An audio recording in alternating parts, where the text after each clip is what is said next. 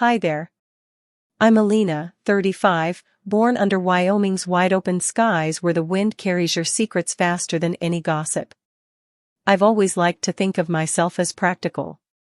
The kind of woman who checks the locks twice at night, keeps an emergency kit in her car, and knows how to change a tire without chipping her nails.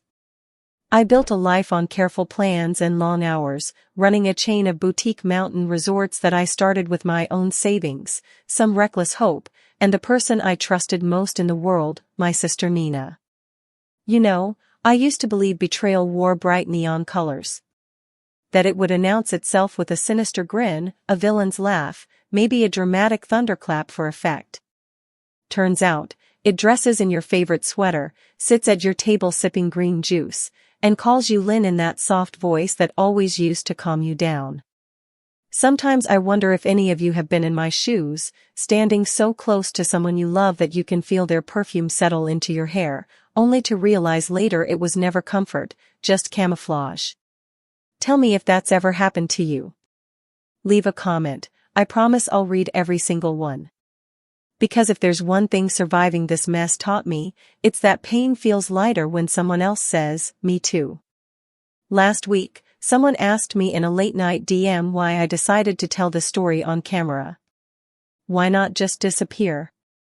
Change my name, start over on some beach where nobody knows the truth. I guess the real answer is simple. I want whoever's listening, maybe you, with your phone propped on the kitchen counter while you chop onions, or you, curled up in bed because sleep won't come, to see that even after you've been pushed off the edge, sometimes literally, you can still claw your way back. And maybe, just maybe, you'll rethink who gets to stand that close. It's funny the things you remember before your life falls apart. The small bits. The smell of cinnamon rolls from the cafe on Main Street the morning I left for that anniversary trip.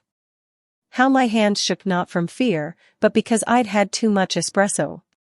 The way Nina's hair was pinned up, sleek and glossy, not a strand out of place.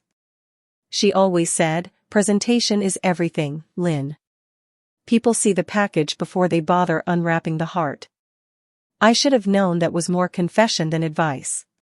When I walked into the little shop to grab those cinnamon rolls, because Marcus, my husband, never could resist warm pastry, the old TV on the wall was blaring some local talk show. They were debating whether money changed people or just revealed who they'd always been. I remember smirking under my breath, thinking, well, either way, that doesn't apply to us. Isn't it tragic how blind we let love make us? Or maybe it's not love at all. Maybe it's habit, or hope dressed up in prettier words. What do you think? Have you ever ignored something ugly because you needed the dream more than the truth? Anyway, I paid for the box, even slipped a tip into the jar because the cashier's smile looked tired, and I wanted to be someone's small bright spot that day.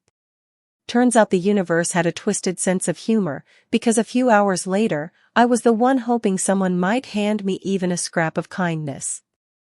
Later that afternoon, standing outside the hangar in Jackson Hole, I tried to tell myself it was all worth it. Marcus had his arm wrapped around my shoulder, his watch peeking from under his sleeve. He wore it too loose, it always slid down.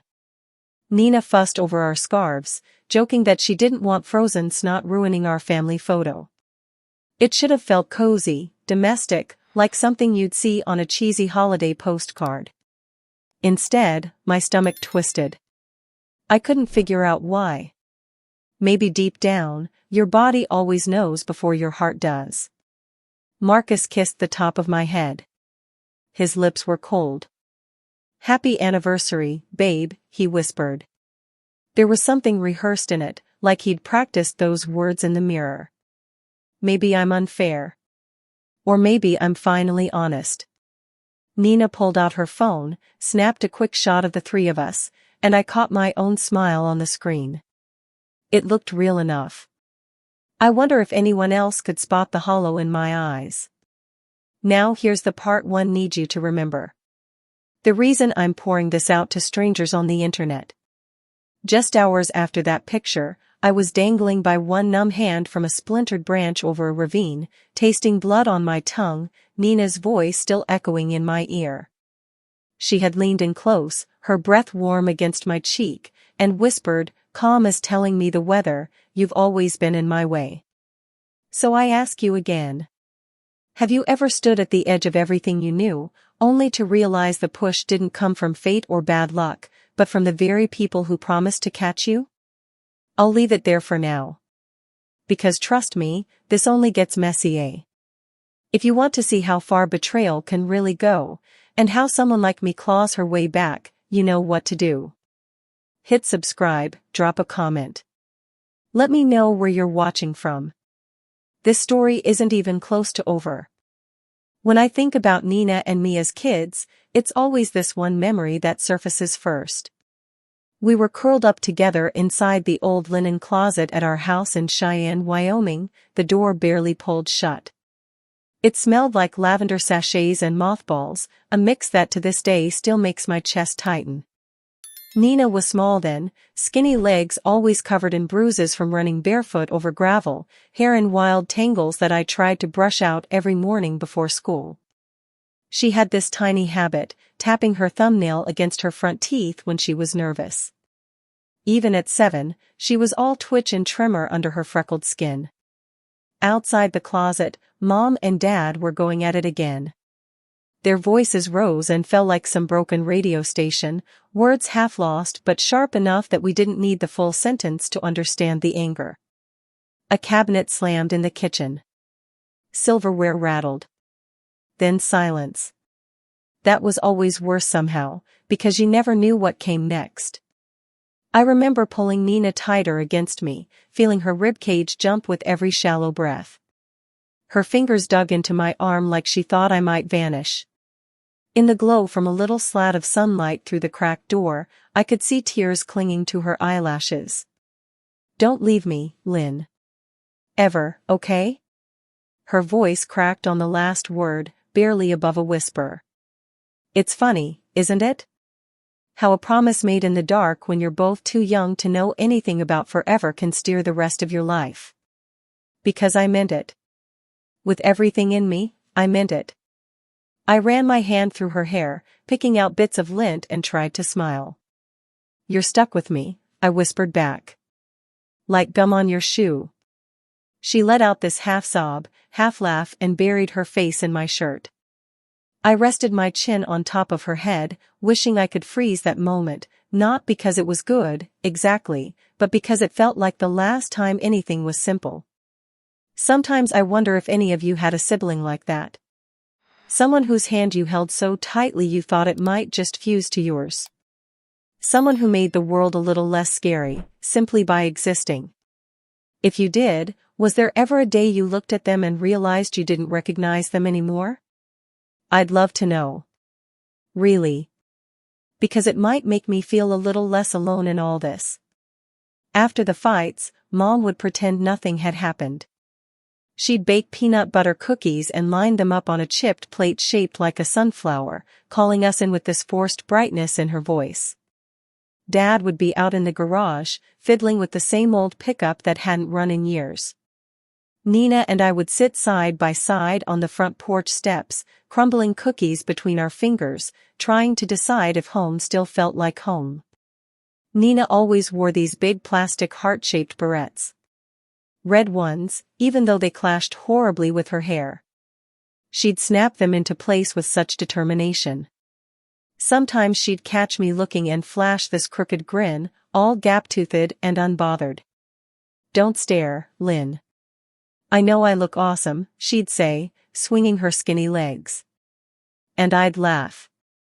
God, we laughed so easily back then. Before the money. Before Marcus. Before the glossy photo shoots and the interviews that called us the Dream Team Sisters of Wyoming real estate. Looking back, I think we both tried so hard to outrun those early days. Nina did it by sculpting herself into something new, fancy degrees, perfect makeup, friends who threw parties with sushi platters and champagne towers. I did it by burying myself in spreadsheets, building a business brick by careful brick, hoping the stability would smother the old chaos. But you can't ever really outrun the kid who hid with you in the linen closet, can you? Even when she's standing across a mahogany boardroom table 20 years later, her voice smooth and professional, there's still a flicker of that little girl in her eyes. Or at least, I thought there was. I keep replaying it, trying to pinpoint when exactly the shift happened. Was it the first time she caught Marcus watching her too long at a company retreat? Or the night she canceled dinner because something came up, but her perfume lingered on Marcus's jacket when he got home? Was it my own fault, for loving too blindly, for clinging to an old promise made by a scared child? You ever ask yourself questions like that? Wonder if you should have seen it coming? If you were naive or just painfully hopeful? Because I do. More often than I'd like to admit. One evening when we were about 13 and 16, before it all really went off the rails, a storm knocked out the power. We ended up back in that same closet with a single flashlight balanced between us. Nina insisted on telling ghost stories, her voice dropping low, trying to spook me. But every few minutes, a crack of thunder would send her diving into my side, clutching my arm so tight I felt her nails. Still think you're the brave one, huh? I teased, nudging her. She sniffed, cheeks flushed, then leaned her head on my shoulder. Only because you're here. Otherwise, I'd run screaming. I smiled into her hair, the smell of strawberry shampoo strong in the musty dark. I wish I could have bottled that moment. Taken it out years later to remind me, that once upon a time, it wasn't about money or power or who stood in whose way. It was just us, trying to keep the monsters on the other side of the door. But monsters grow clever. Sometimes, they grow up right next to you. They learn to smile, to hug you, to whisper, "Don't leave me," even while plotting how to make sure you'll never stand in their light again. Funny how that works, isn't it? Anyway, I'll stop here for now. Because the next part? That's where it starts to hurt in places I didn't know could bruise. And I want you to be ready. Because if you're going to keep listening, if you're going to walk through this mess with me, you deserve to know just how deep the cracks went. By the time Nina and I were both in our late 20s, we had done what the gossiping neighbors back in Cheyenne never thought we could. Together, we'd built something that was ours, brick by brick, contract by contract. A collection of boutique resorts spread across the quiet corners of Wyoming and Montana, places where the air smelled like pine needles and hope. We started small. Just one rickety lodge outside Bozeman, with squeaky floorboards and curtains I stitched myself from clearance fabric. Nina laughed at me back then, said I was hopeless with a needle, and she was right. Some of those seams were so crooked they could have been drunk. But guests didn't come for the drapes. They came because Nina could sell the dream better than anyone I'd ever met. She had this way of leaning across a table, elbows perched on glossy magazines, dark hair spilling over her shoulders. Her smile was slow, calculated. The kind that made people lean in, wanting to share secrets. She'd swirl her iced tea with the tip of her straw, nod thoughtfully, then tell them exactly why our rustic little haven was where they needed to invest. By the end of lunch, they were handing over checks like she'd hypnotized them. Meanwhile, I was the behind-the-scenes type. I stayed up nights running numbers, reading insurance clauses until my eyes blurred, learning everything I could about market trends. I liked being the backbone. The silent partner who kept the engine humming while Nina dazzled out front. It worked. God, it worked so well. Sometimes I think that was my first mistake. Believing balance would last just because we both needed it to. That's a lie we tell ourselves, isn't it? That shared history means shared loyalty. But loyalty isn't guaranteed, even when blood says it should be. I remember one afternoon so vividly it still pricks at my skin. We were hosting a soft opening for our third property, a sleek ski-in retreat near Flathead Lake.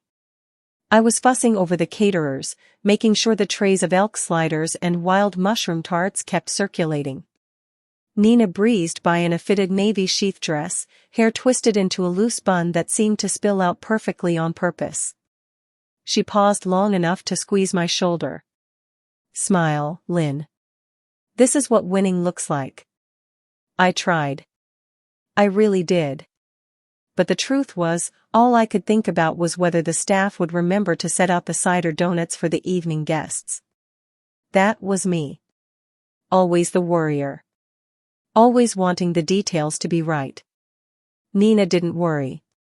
She glided through the crowd, hand lightly brushing arms, laughing at jokes, letting people feel important just by standing next to her. Watching her was like watching someone dance on air. A part of me was proud. Another part wondered if it was all a performance she'd long since perfected, with no room left for the little sister who used to clutch my arm in the dark. Later that night, after most of the guests had trickled back to their rooms and the string quartet was packing up, Nina found me alone on the balcony. I had a wool shawl wrapped around my shoulders, the wind biting at my cheeks. She plopped down beside me, propping her heels on the rail. "You ever think about how far we've come?" she asked, voice soft, eyes fixed on the twinkling lights below. "Like, did you ever actually believe we'd be here?"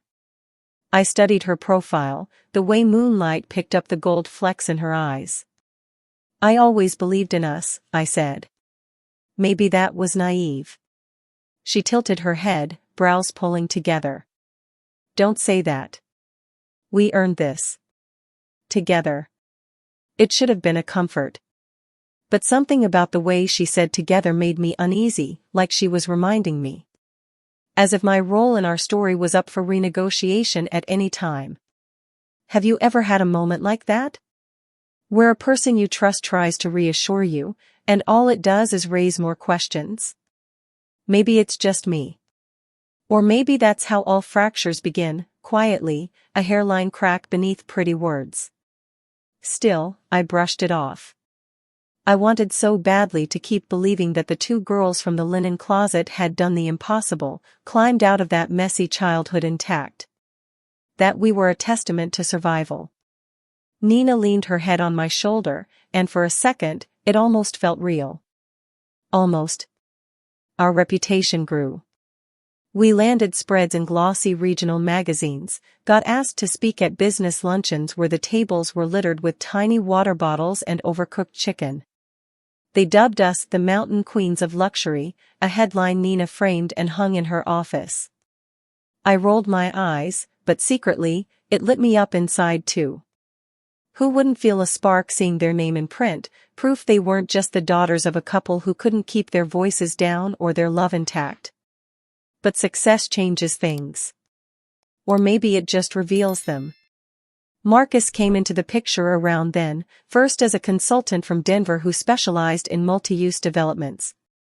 He was sharp in tailored suits, smelled like cedarwood cologne, and carried a confidence that made people defer to him even when he hadn't said much yet. I was wary. Nina was enthralled. When he turned that attention on me, I was flattered. Stupidly so. I told myself a man like Marcus choosing me meant something permanent, like carving initials into a tree.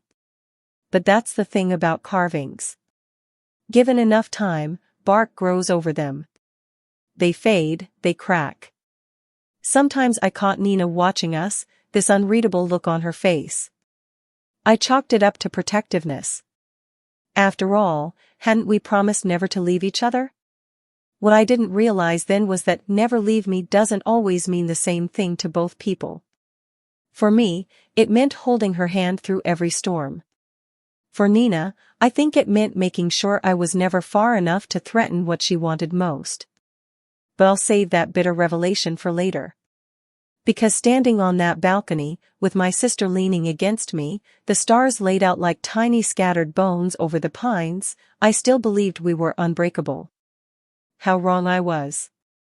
And in the next part, you'll see exactly why. If I'm honest, I think my marriage to Marcus had been unraveling long before I noticed. It's strange how many tiny rips you can ignore when you're invested in the illusion that everything's fine. Like when you keep wearing your favorite sweater even though it's snagged at the cuff, telling yourself nobody will notice if you just fold your hands the right way. Marcus and I lived in a modern cabin-style house on the edge of a small town called Victor, right over the Wyoming-Idaho line. Big windows, lots of exposed timber, all meant to look warm and welcoming. Most days, though, it felt like a carefully staged rental. We both spent more nights traveling for work than home, and when we were there together, the air buzzed with an odd stiffness, like we were strangers rehearsing lines in the wrong play.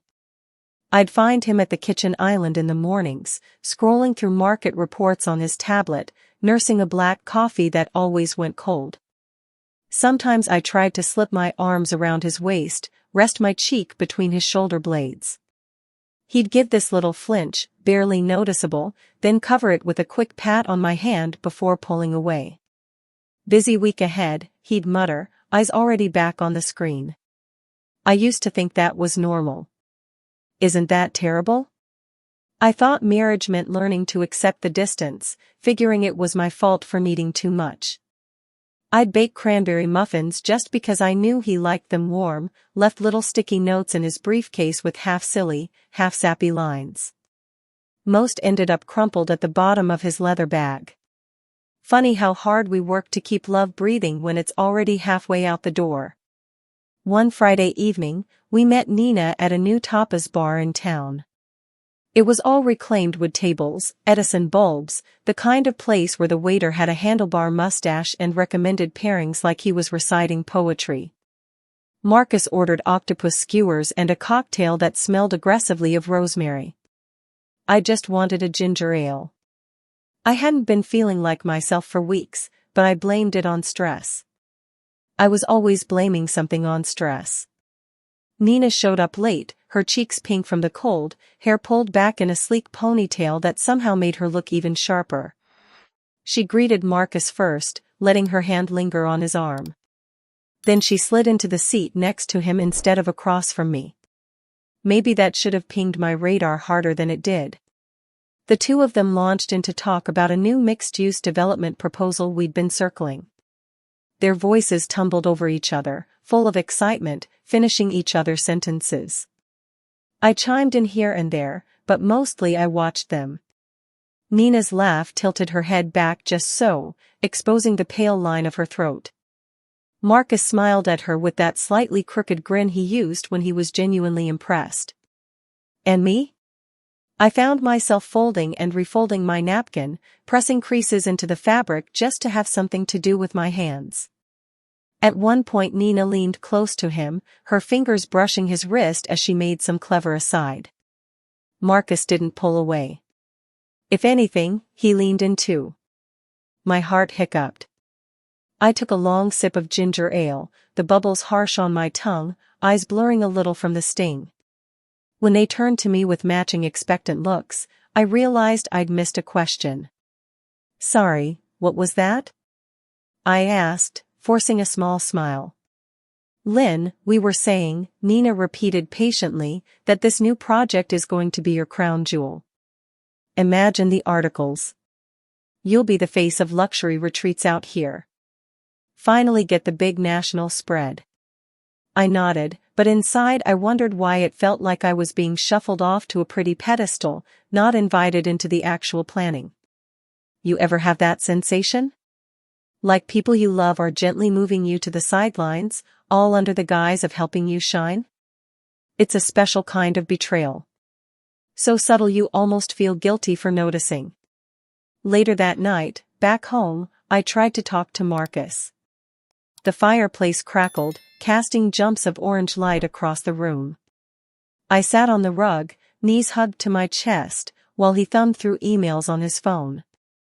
"Did you notice how Nina's been different lately?" I ventured. Marcus didn't even look up. "Different how?" "I don't know. Just more intense. About the business. About us." The last word slipped out before I could stop it. He finally set his phone down, sighing like I'd interrupted something critical. You're reading too much into it. That's what you do, Lynn. You worry. Nina's always been ambitious. That's good for us. Good for us. Not good for you. Not good for me. Good for us. I couldn't decide if that was reassuring or a warning.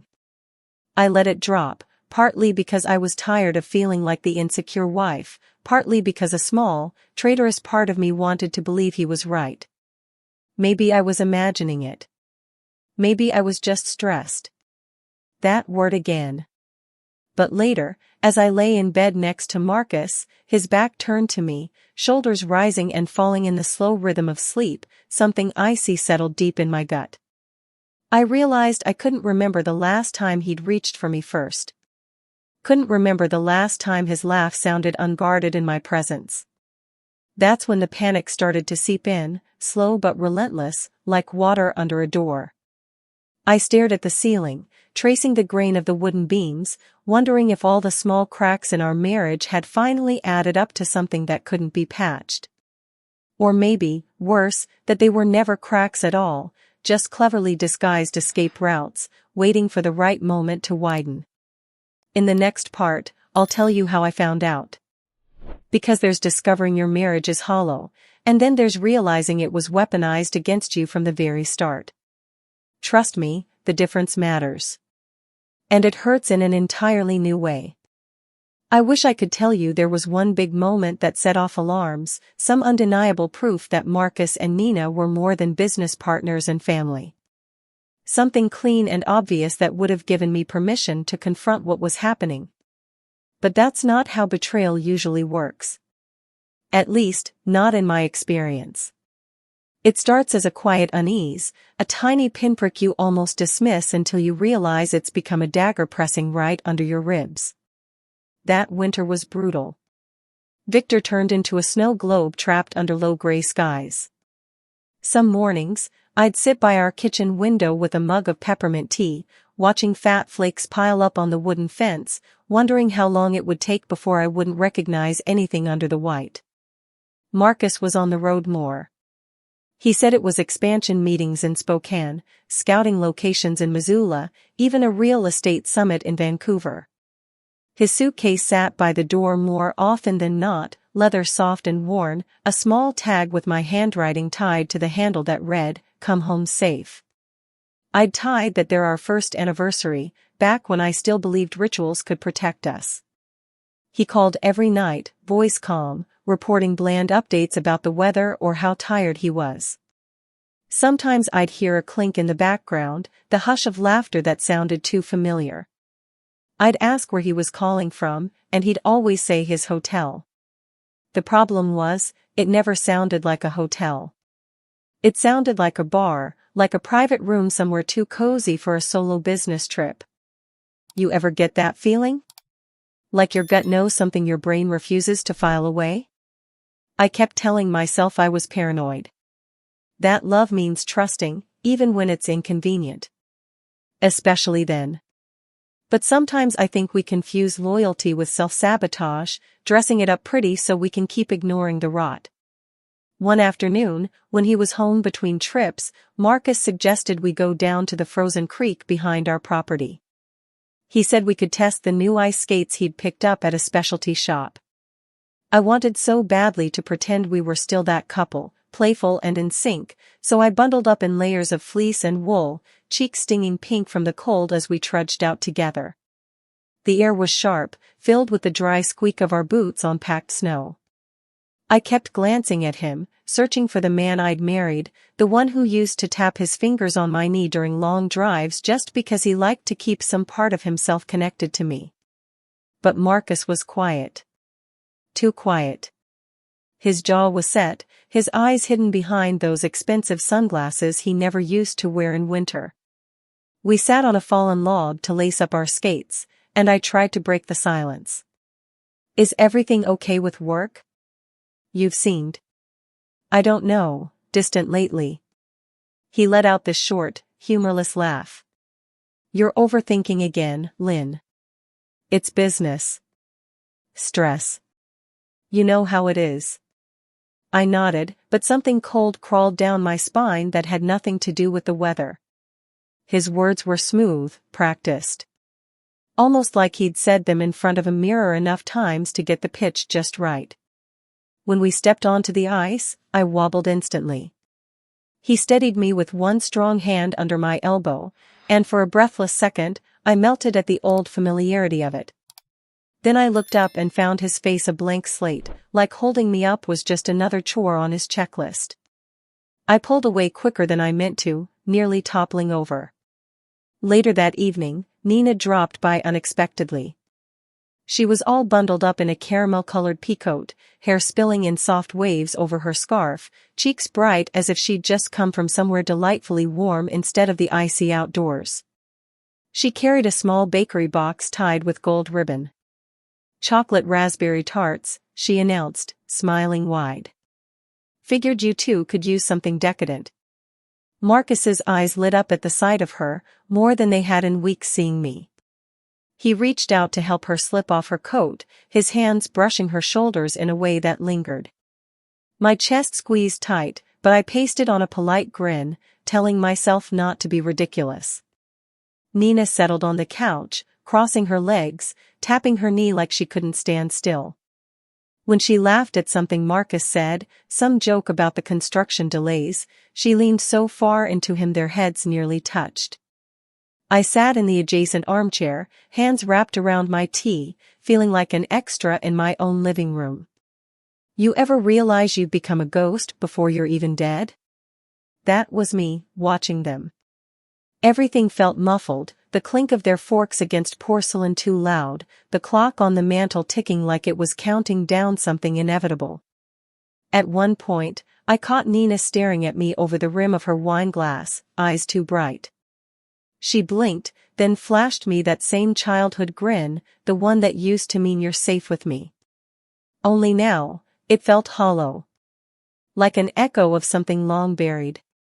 When she left, Marcus walked her out to her car. I stood at the window, arms folded, breath fogging the glass, and watched them talking in the driveway. He touched her elbow again, then tucked a strand of hair behind her ear. She laughed at something, covering his hand with hers. My stomach flipped so violently I had to look away. I sat down on the edge of our bed, staring at the floor until their voices faded. The house seemed too still, the walls pressing close like they knew every secret I refused to name out loud. When Marcus finally came back in, he was humming under his breath.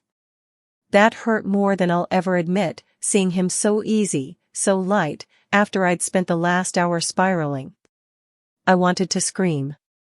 Instead, I crawled under the blankets, facing the wall, and pretended to be asleep when he climbed in beside me. I lay there, eyes wide in the dark, heart thudding so loud I was sure he could hear it. That was the night my instincts stopped whispering and started to howl. And if I'd only listened then, maybe what came next wouldn't have torn through me like it did. But I didn't. I stayed. Because sometimes, heartbreak is easier to delay than confront. At least for a little while longer.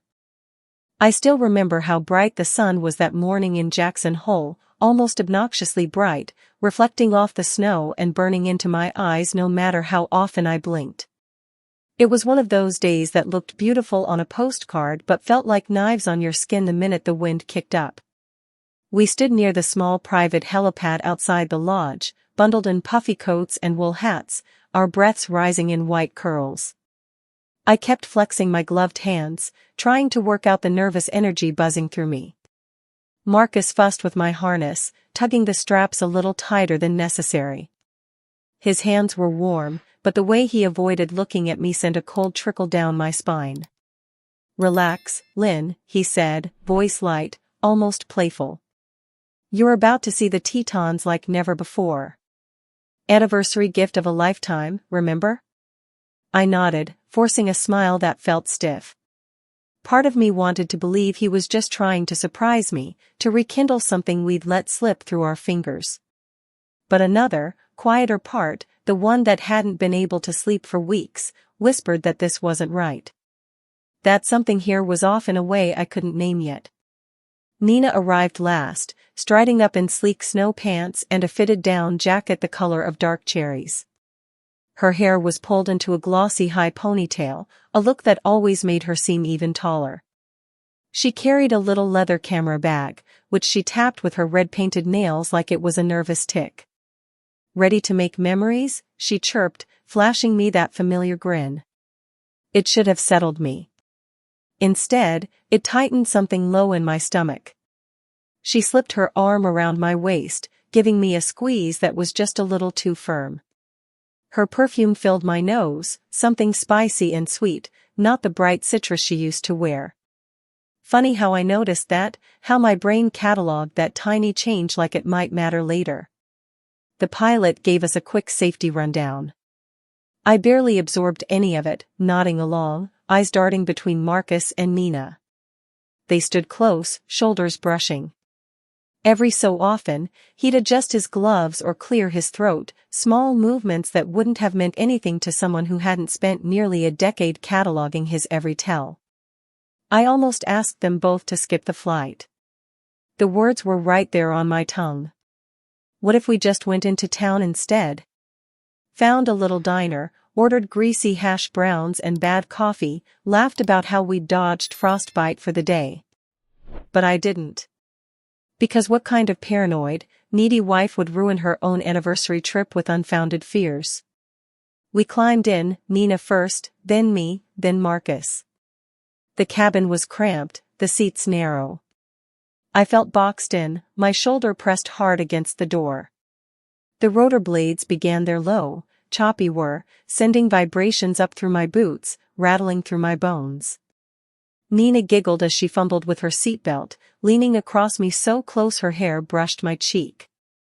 The helicopter lifted off with a lurch that stole my breath. Outside, the world fell away, the pine forests turning into a sea of dark green capped in snow. The peaks rose like jagged teeth on the horizon.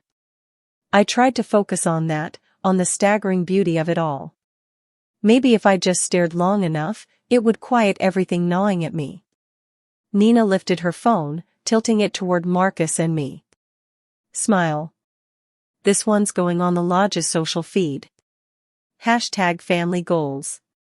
Family goals." My stomach flipped. But I managed a grin, resting a hand lightly on Marcus's knee. He didn't react, just kept looking out the window, jaw working as though he was chewing on something sour. When Nina didn't get the angle she wanted, she scooted even closer, nearly in my lap. Her knee pressed into mine, her breath warm on my ear. I felt trapped.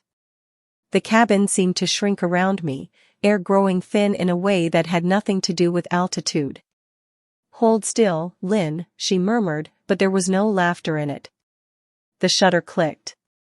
I exhaled, trying to shake off the weight settling over me. That's when Nina lowered her phone, let it dangle at her side, and leaned in so close I could feel her lips brush my earlobe. "You've always been in my way." The words landed soft but heavy, like snow off a branch that knocks the wind out of you. My pulse stuttered. I turned to look at her, hoping desperately I'd misheard, that this was some awful joke. Her face was calm, eyes glittering with something I couldn't quite place. Then I felt her hand on my shoulder. It was a gentle push at first, almost affectionate, and for one insane heartbeat I thought she was adjusting my coat. Then she shoved, hard. The door was open. I didn't know when it had happened. Cold air ripped at me, pulled me out with greedy fingers. My scream died before it left my throat, swallowed by the roar of the blades and the wind howling in my ears. I caught a glimpse of Marcus as I tumbled backward. He was sitting there, arms crossed, not even trying to reach for me. His face was carved from stone. And then the world flipped upside down. The sky and snow swapped places, blue and white smearing together. My stomach lurched violently. I clawed at empty air, nails scraping nothing. In that split second before instinct took over, a single thought cut through everything else. How long had they been planning this? Over dinners, in whispered phone calls, behind boardroom doors? How many times had I fallen asleep with my head on Marcus's chest while he counted down the days to push me out of his life, literally? I don't remember hitting the first branches, only the crack that tore through my shoulder, the scream that finally broke free. Pain bloomed so hot and sharp it seemed to bleach the rest of the world out. Somehow, my hand wrapped around something solid. Bark bit into my palm.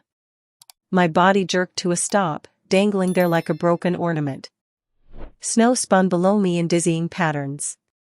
Above, the helicopter was just a dark dot, getting smaller, leaving me behind. And for the first time, I truly understood. This wasn't about love gone wrong. It was about greed. About power. About the kind of betrayal that grows right under your roof, wears your old sweatshirts, shares your childhood secrets, and waits for the perfect moment to gut you. The worst part?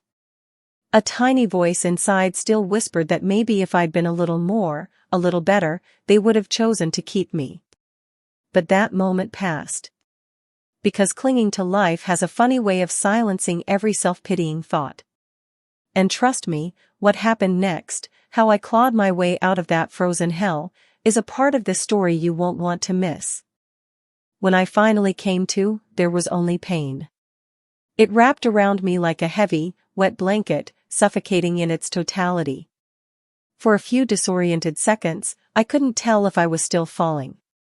My ears rang with a high, shrill note that drowned out everything else, and every breath scraped through my chest like gravel. Snow dusted my face. That detail anchored me somehow. It was shockingly cold, tiny sharp flakes melting instantly against the heat of my skin. I blinked up at a blur of dark pine boughs and milky sky, confused by how far away it all looked. I tried to move.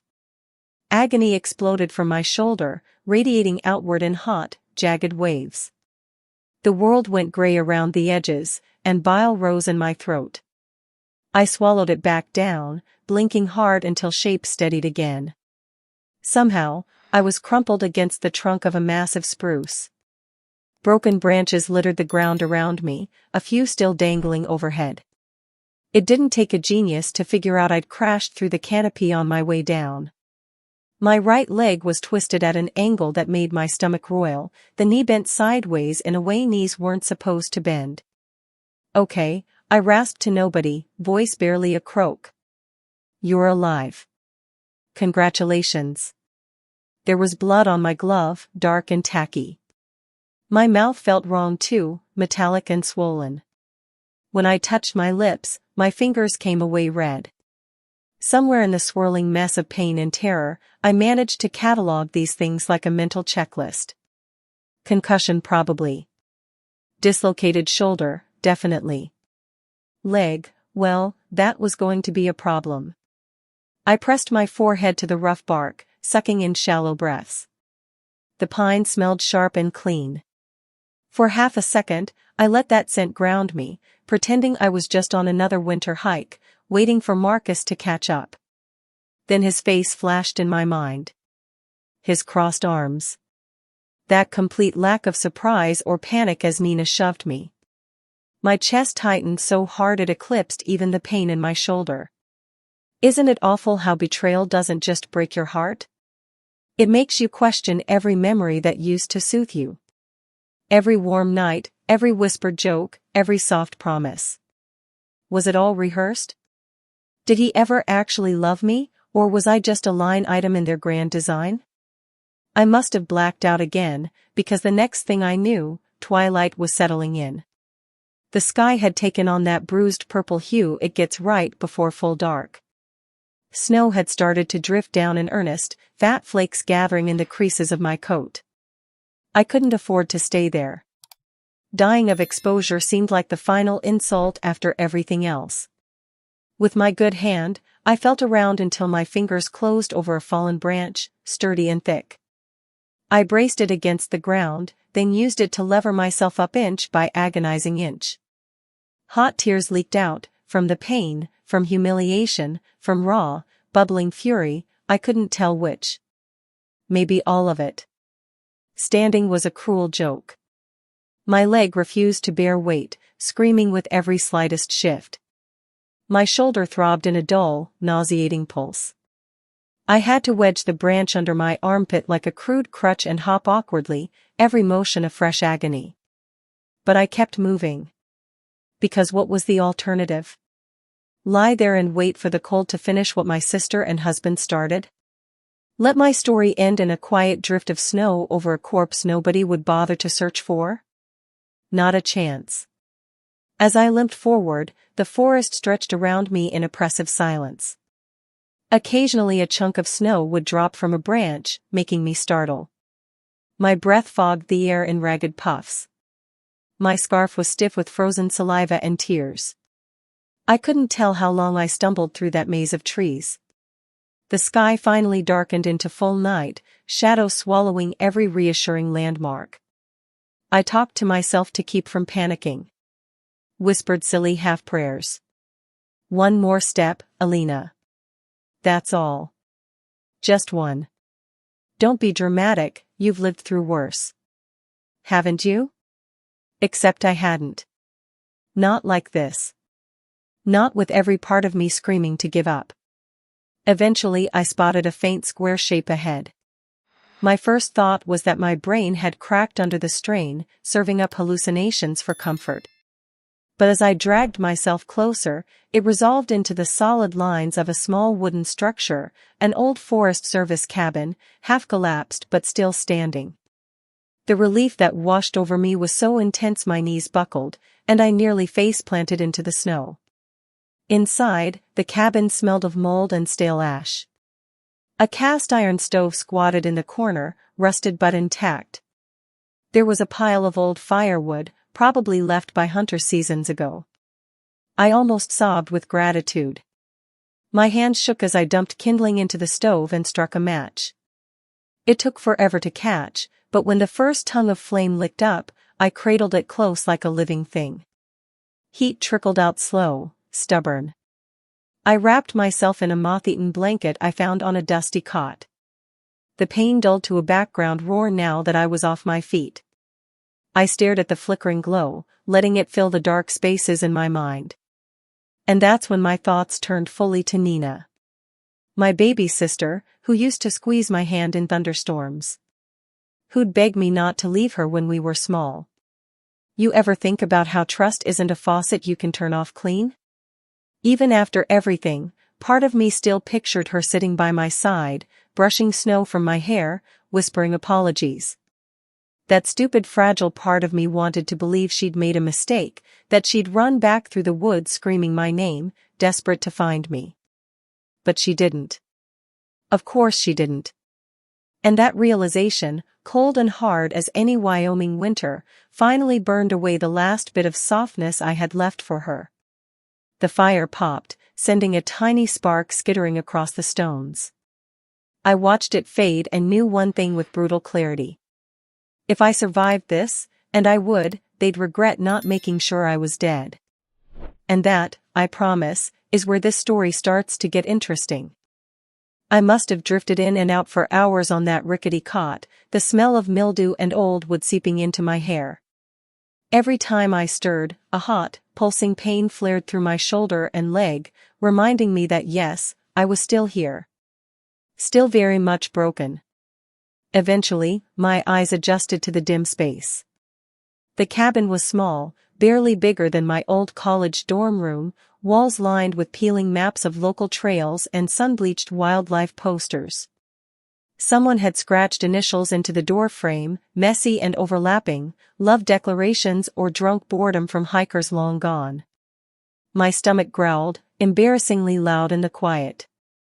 I found a cracked enamel mug on a shelf and scooped up a handful of melting snow, letting it trickle icy and clean down my throat. It wasn't much, but it calmed the gnawing hunger for a moment.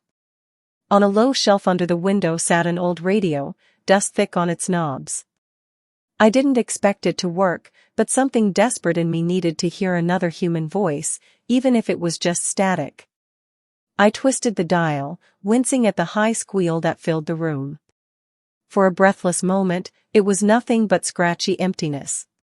Then a voice crackled through. Local authorities continue to search for the body of Alina Morgan, presumed deceased after a tragic helicopter incident near Jackson Peak. The mug slipped from my hand, clattering to the floor. Water splashed across my boot. I gripped the edge of the cot so hard my knuckles whitened. They were already talking about me in past tense. My name paired with words like presumed deceased. I leaned closer, breath shallow, trying to catch every word. Her husband, Marcus Morgan, has requested privacy during this devastating time. A spokesperson confirmed that insurance proceedings are underway, with policies exceeding $7 million tied to Ms. Morgan's corporate holdings. Insurance. They were wasting no time. Not even waiting for a body. My body. Something inside me twisted painfully, more cutting than my dislocated shoulder or twisted leg.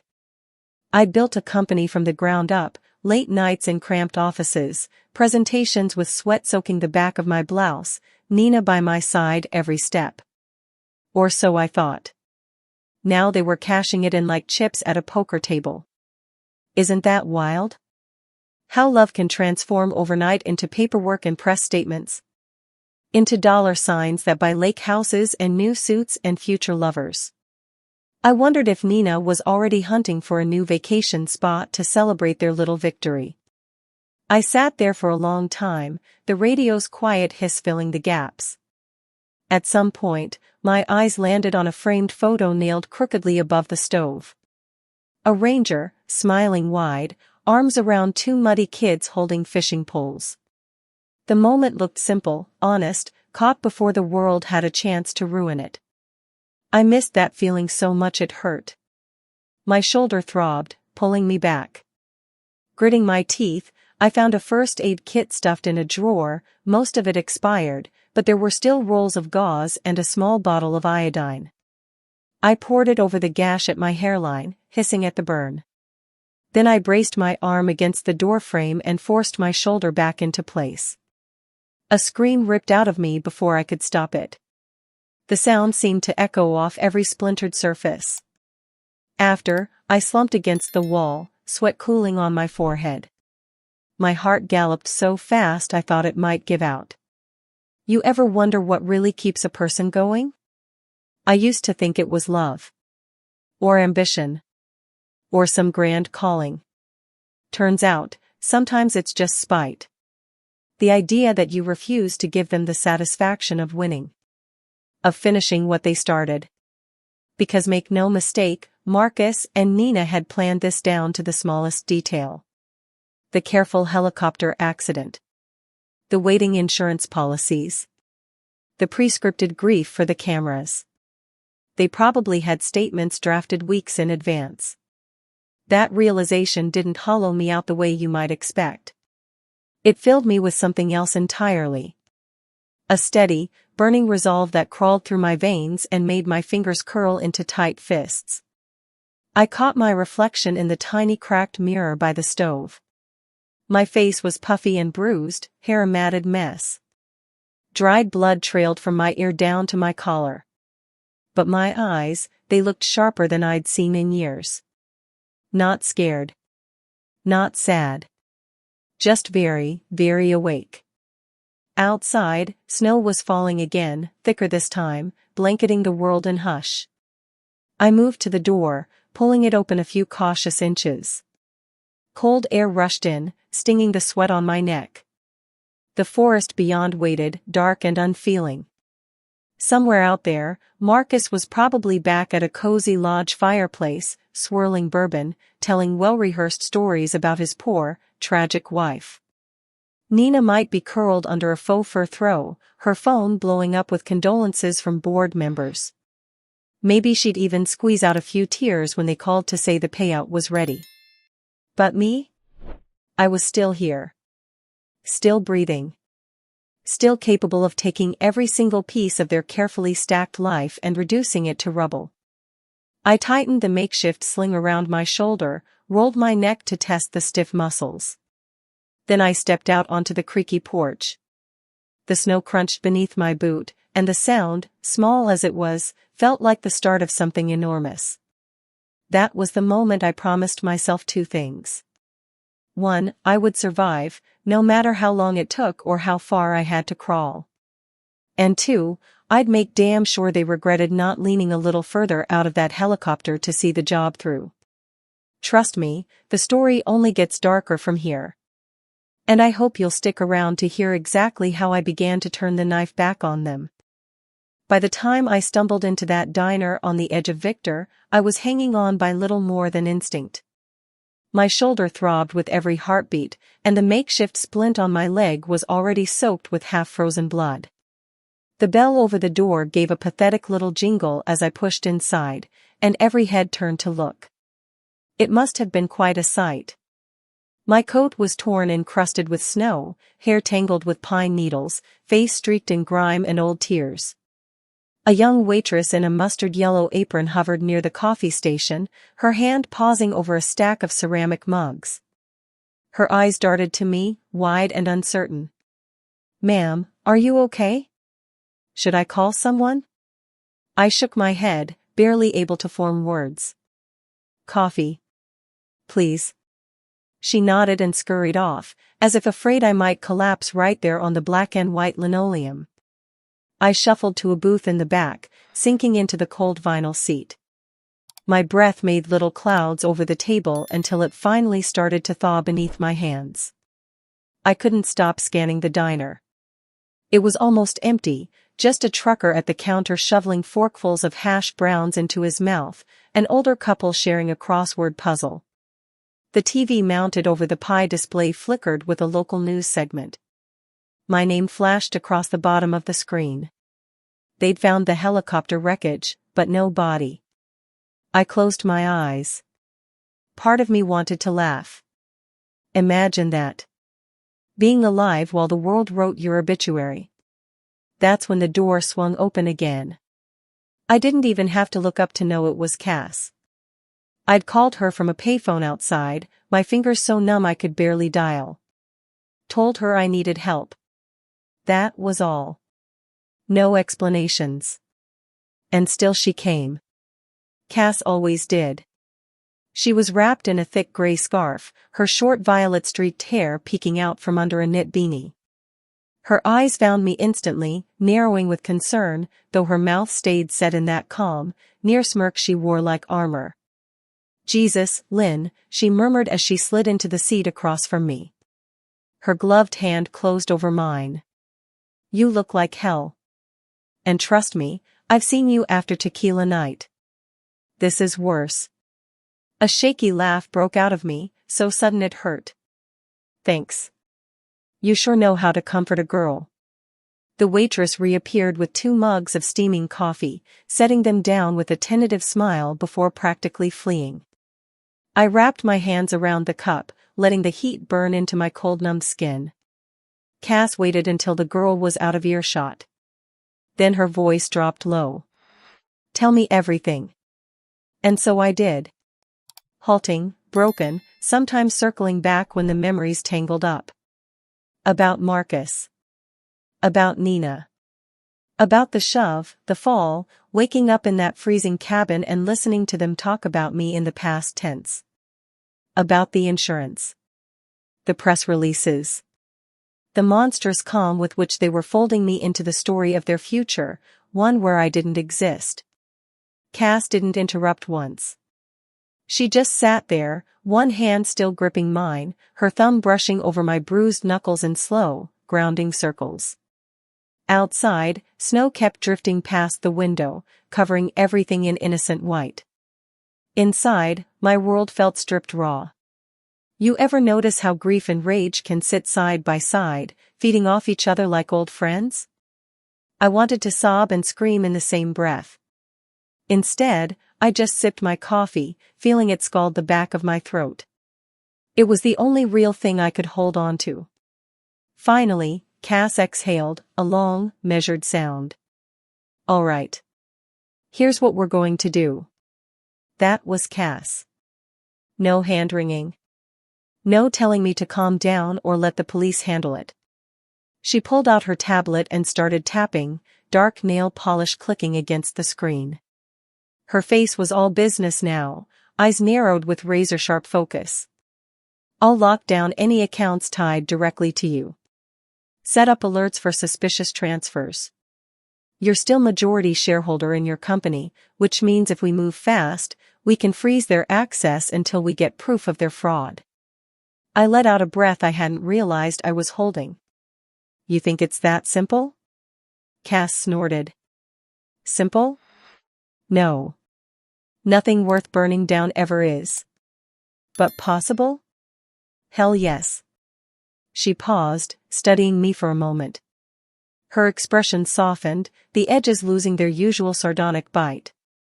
Lynn, I need to know if you're ready for how ugly this might get. Because once we start pulling at these threads, it's not just them we'll expose. The press is going to swarm. Old competitors will jump at the chance to drag your name through the mud. And you'll have to relive all of it, over and over. For a second, I let that picture settle around me. The flashbulbs. The headlines. The way people would talk, even people who'd once smiled at me over champagne flutes and pretended to care. I thought of Nina, her perfect face crumpling into practiced tears. Of Marcus, solemnly shaking hands with reporters, playing the role of grieving husband. And then I thought of me, bruised, betrayed, but alive. Still here. Still breathing. I'd rather drag it all into the light than let them keep telling their version of my story, I said. My voice sounded stronger than I felt. If I have to burn with it, so be it. Cass's lips twitched into the faintest grin. That's my girl. She reached into her coat pocket and slid a small flash drive across the table. Preliminary records from your company's lawyer, plus some old security footage from the office I got through a friend. Might give us leverage. I turned it over in my hand, the plastic warm from her pocket. Something small and hard knotted in my chest, gratitude mixed with fear, tinged with the cold realization that this was just the start. Outside, a plow rolled by, pushing heavy banks of snow across the lot. The headlights swept through the diner, throwing our faces into stark relief. I met Cass's eyes across the table and saw the steel there, the promise that no matter how messy this got, she wasn't letting go. You know this means they'll come after me too, she said, almost casually, like she was talking about getting caught in the rain. I know, I whispered. And she only shrugged, her hand squeezing mine once more. Good. I'd hate to miss the fun. That was the moment I realized I wasn't alone in this fight. And believe me, knowing that made me twice as dangerous. Stick around. Because the next move I made would set off a chain of events none of us could ever take back. If you had told me even a month before that I'd be plotting a corporate coup from Cass's tiny apartment kitchen, I probably would have laughed. Or at least offered you a polite smile and a tactful, not likely. But life has a funny way of shoving your dignity aside to make room for survival. Cass's kitchen smelled like burnt cinnamon, thanks to a candle she'd been trying to burn down for weeks. The little space was cluttered with ceramic mugs, legal pads covered in her looping, impatient handwriting, and half-finished takeout cartons. Somehow, it was exactly the sort of messy comfort I needed. The flash drive she'd given me sat on the table between us like a live wire. I tapped it with my finger, then pulled my hand back as if it might shock me. Cass leaned against the fridge, arms crossed, her violet-tipped hair pushed back under a black knit cap. She was watching me closely, waiting. "Ready?" she asked. I let out a shaky laugh. I keep thinking I should be more scared. Isn't that weird? Shouldn't this terrify me? Cass tilted her head, considering. You've been living in fear for months, Lynn. This is the first time it's pointed the other way. That's not terror. That's power. I closed my eyes, soaking that in. When I opened them again, I felt steadier. All right then. Let's burn it all down. The plan, at its heart, was painfully simple. Marcus and Nina had moved fast to paint me as unstable, a grieving CEO on the brink of collapse, conveniently gone just before the biggest insurance payout of her life. They'd pre-sold that story to our board members and to the local press. But they were sloppy in their arrogance. They hadn't expected me to crawl out of that forest, or to have a friend like Cass who could dig up everything they'd tried to bury. The next morning, we met Eli at a crowded coffee shop just off Main Street. The place was small, the kind of trendy spot that tried too hard with reclaimed barn wood and latte art of tiny owls. I was too wound up to appreciate it. Eli sat across from me, fingers drumming on the table, his eyes darting to the door every few seconds. He looked like he hadn't slept, a scruff of beard, dark circles under his eyes. "I've got the media contacts lined up," he said, his voice pitched low. "And your company's shareholders? They'll eat this up once they see the emails. It's too neat a scandal to ignore." His laptop was open, screen glowing with a list of files Cass had decrypted. Hundreds of emails between Marcus and Nina. Financial transfers. Meeting notes that detailed exactly how they'd push me out, emotionally first, then physically. My signature forged on documents granting them sweeping control if I were to disappear. You ever wonder how many people sign things without reading every line? I always prided myself on being careful. Turns out, it didn't matter when someone was willing to fake your consent. I swallowed, forcing down the bitterness. So we leak it all. Simultaneously. Board, press, local business owners who've supported us for years. Cass nodded, sliding her phone across to me. "You'll do the video. In your own words. Not some statement from a lawyer that sounds like it's been polished within an inch of its life. People will believe you if they see you." I took a deep breath, then hit record. The first words came out rough. "My name is Alina Morgan. And until recently, I was presumed dead, by my own husband and sister, who planned it that way." My hands shook, but I didn't stop. I laid it all out, from the suspicious insurance policies to the emails plotting my removal. I talked about building Morgan Alpine Retreats from the ground up, and how it had become my dream, until it turned into their cash cow. I didn't cry. I didn't even let my voice crack. I wanted every word to land like a hammer. When I finished, Eli uploaded it with practiced ease. "And now we wait," he said. "Funny thing about waiting. You think you'll be jittery, pacing the floor, chewing your nails. But once it was out there, a weird calm settled over me. Like watching a thunderstorm roll in from miles away. You can't stop it. All you can do is stand there and let the rain hit when it comes." The fallout was faster than any of us expected. Within hours, the video was everywhere. The local business journal ran a breaking alert. National outlets picked it up because everyone loves a juicy scandal involving millions of dollars and betrayal that reads like a cheap thriller. Investors flooded Cass's inbox. Some were outraged on my behalf. Others just wanted to protect their own bottom line. By evening, I was sitting on Cass's battered couch, legs tucked under me, sipping chamomile tea that tasted faintly of soap because she'd washed the mug in a hurry. Her TV was muted, but the closed captions rolled across: "Morgan Insurance fraud under investigation, possible criminal charges pending." A tiny, stunned laugh escaped me. Cass glanced over, one eyebrow raised. "What's funny?" "I used to think the worst thing that could happen to me was losing Marcus and Nina," I said. "Turns out, the worst was believing I needed them to survive." She didn't say anything, just reached out and squeezed my ankle. That simple gesture almost undid me more than the headlines. My phone buzzed with dozens of notifications. Friends I hadn't heard from in years. Strangers sending DMs that ranged from horrified sympathy to offers to buy me a drink if I ever landed in their city. It was surreal. My world had flipped inside out in less than a day. But the best was yet to come. Because next, we were going to walk right into that shareholders meeting, the one Marcus and Nina had called, smug in their certainty that I was out of the picture, and show them exactly why counting me out had been their biggest mistake. Stick around for that. Because watching two people who thought they'd planned the perfect crime get exposed in real time? That's a satisfaction I wouldn't trade for anything.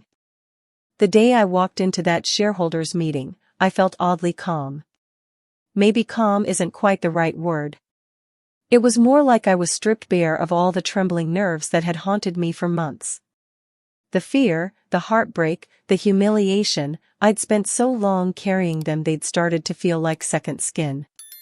But by then, they'd burned off, leaving me raw and bracingly alive. The conference hall was in a glass-fronted building downtown, a place we'd rented countless times for Morgan Alpine's investor updates. It smelled faintly of lemon polish and strong coffee, and the overhead lights buzzed with that low electrical hum that made everything feel a bit surreal. Funny the details your brain decides to hold on to in the middle of life-changing moments. Marcus stood near the front, tailored charcoal suit fitting him a little too well. His hair was cut sharper than before, styled with just enough messy lift to look deliberate. Nina was next to him, wearing a cream blouse tucked into high-waisted navy slacks, her dark hair spilling in soft curls over one shoulder. If you didn't know better, you'd have thought they were there to accept a business award. Perfect posture, polite smiles, hands clasped. When I stepped through the door, a hush fell over the room so abruptly I half expected someone to drop a glass. Heads turned, whispers broke out like a ripple. Marcus's face paled in increments, starting at his mouth, spreading up to his forehead. Nina's eyes darted to him, then to me, then down at the table. Her knuckles whitened where she gripped the edge. It was almost a relief, seeing them afraid. I wore a simple black dress, my hair pulled into a low bun that felt both severe and grounding. Cass had insisted I add a slick of berry lipstick. Battle paint, she'd called it with a wink. As I moved down the aisle between rows of sleek chairs, I spotted her standing by the exit, arms folded, chin raised in proud defiance. It steadied me. You ever wonder if dignity is something you can reclaim simply by acting like it never left? That's how it felt, stepping up to that small podium. Like if I refused to show an ounce of trembling, no one would dare suggest I didn't belong there. Marcus tried to speak first. We're grateful you could join us, Alina, but... I held up a hand, slow and deliberate. Don't. Please. Let's skip the pleasantries. The silence after that was deep and uncomfortable, exactly what I wanted. I opened the folder Cass had prepped for me, full of neatly tabbed documents. Screenshots of emails. Fraudulent signatures. Account transfers. I let each page land with a crisp slap against the polished wood table in front of them. These are your plans, I said, my voice steady. Your words, your numbers, your betrayal in plain text. Some of you in this room have already seen them. The rest of you will have them in your inboxes by the end of this hour. I didn't need to raise my voice. Watching Nina's shoulders curl inward, seeing Marcus's jaw tighten as he looked around at the shifting faces, that was enough. The board members who once toasted champagne with us now wore uneasy frowns. A few whispered to each other, brows furrowed. When I paused, I let the silence stretch, meeting each set of eyes in turn. I wanted them to sit with what they'd almost let happen.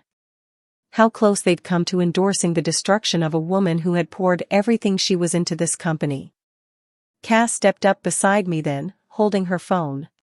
The video she'd prepared flickered onto the large screen behind us. Footage of Nina and Marcus at a private dinner, laughing, clinking glasses, discussing the insurance payout.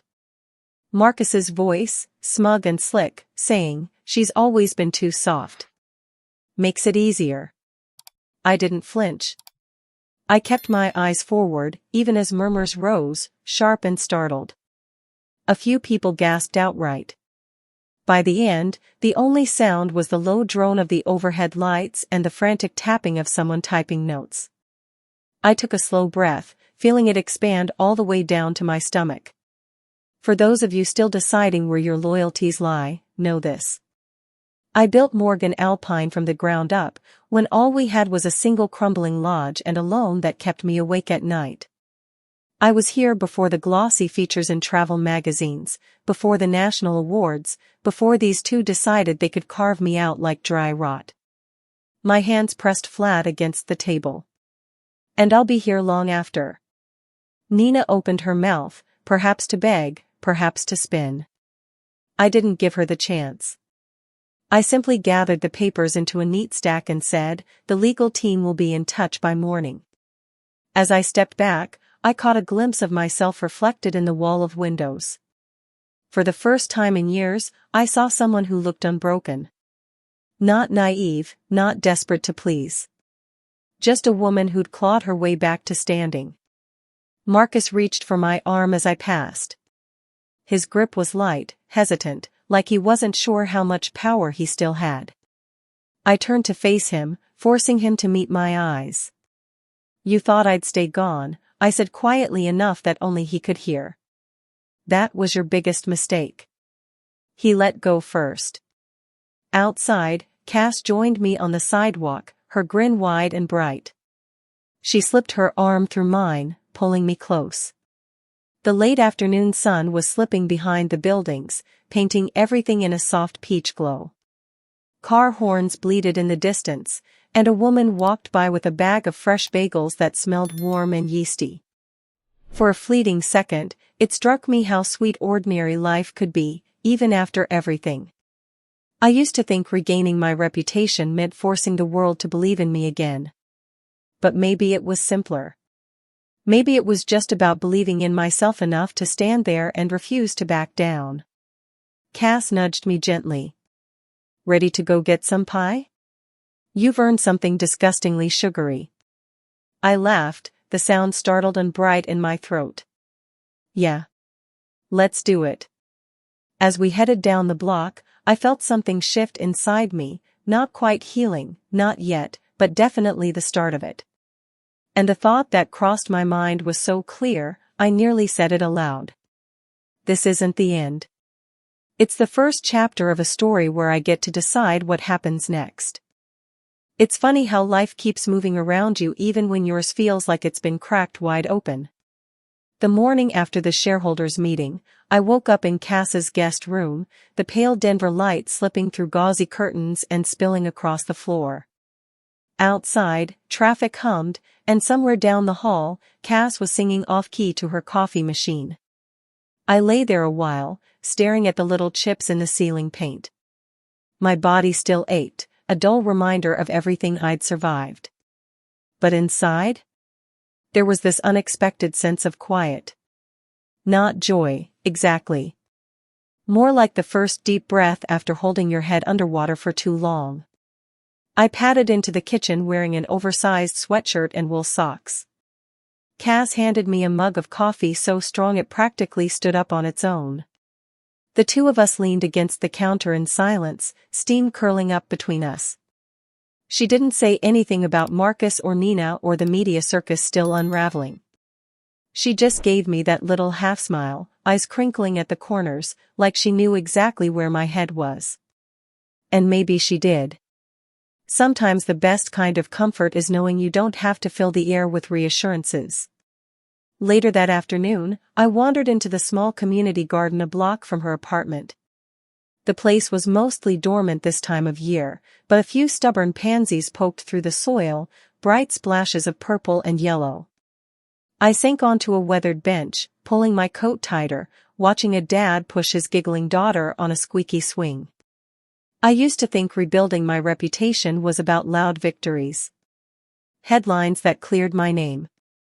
Apologies from people who'd once whispered behind my back. But sitting there, watching a stranger's little girl kick her feet toward the winter sky, I realized it might be simpler than that. Maybe it's about choosing to live without constantly bracing for the next betrayal. About learning to trust your own instincts again, even when they once failed you so spectacularly. That evening, Cass and I grabbed dinner at a tiny ramen shop tucked between a laundromat and a tattoo parlor. The broth was rich and salty, the noodles springy and perfect. We huddled close over the bowls, our laughter clouding the window as people hurried past outside, shoulders hunched against the cold. At one point, Cass pointed her chopsticks at me. So what now? When the lawyers finish, when the dust actually settles? I swirled the noodles around, thinking. The old me would have launched into a 5-year plan, complete with charts and contingency strategies. But now? The idea of not knowing felt oddly freeing. I guess I figure it out as I go, I said. Maybe start by spending time at the lodge again, where it all began. Take real walks, not the rushed power strides to check landscaping for the guests. Maybe sit by the lake without my phone buzzing every 2 minutes. Cass raised her glass of plum wine. To slow starts. We clinked, the sound delicate and hopeful. Later that night, back in her apartment, I found myself scrolling through messages on my phone. So many strangers had written, some just offering kindness, others telling me their own stories. Tales of being blindsided by people they trusted, losing everything, having to stitch themselves back together in ways no one ever saw. You ever wonder why people tell strangers secrets they can't bring themselves to share with their closest friends? Maybe it's because it's easier to be honest when there's no history hanging over your head, no fear of disappointment. Or maybe it's just the quiet relief of being believed. I recorded a short video reply, sitting cross-legged on the couch, hair pulled into a messy top knot, no makeup to hide the dark smudges still lingering under my eyes. I keep reading your stories, I said, voice low, almost conspiratorial. I want you to know they matter. You matter. We don't always get to choose who betrays us, or when life cracks right down the middle. But we do get to decide how long we stay broken. I paused, looking right into the camera, hoping whoever needed to hear it would feel like I was talking only to them. If you've ever crawled out of something that should have finished you, I'd love to hear about it. Really? Drop it in the comments, or message me. Because surviving might feel lonely, but trust me, none of us are doing it alone. I ended the recording and sat there a minute, feeling strangely raw. Like I'd peeled back the last layer of armor I didn't realize I was still wearing. Cass popped her head in from the kitchen, waving a pint of Rocky Road ice cream. You done being profound yet? Because I have 2 spoons and 0 patience. I laughed, a real laugh this time, one that tightened my chest in a good way. As we curled up together on the couch, legs tangled under a fleece blanket, I thought about how far I'd come. How many pieces of myself I'd picked up off cold floors, only to stand taller than before. This isn't some neat ending. I still have court dates ahead, and awkward public encounters where someone recognizes me and whispers. There are days I'll probably flinch at shadows that look a little too much like the people who once tried to erase me. But there's also sunlight on park benches. Bowls of steaming ramen. Stubborn flowers blooming in the cold. And maybe, just maybe, that's enough for now. So if you're still here, listening, thank you. Tell me your story. Like or share if you want, because someone out there probably needs to know they're not the only one still learning how to live again. And I promise, we're going to keep figuring it out, together.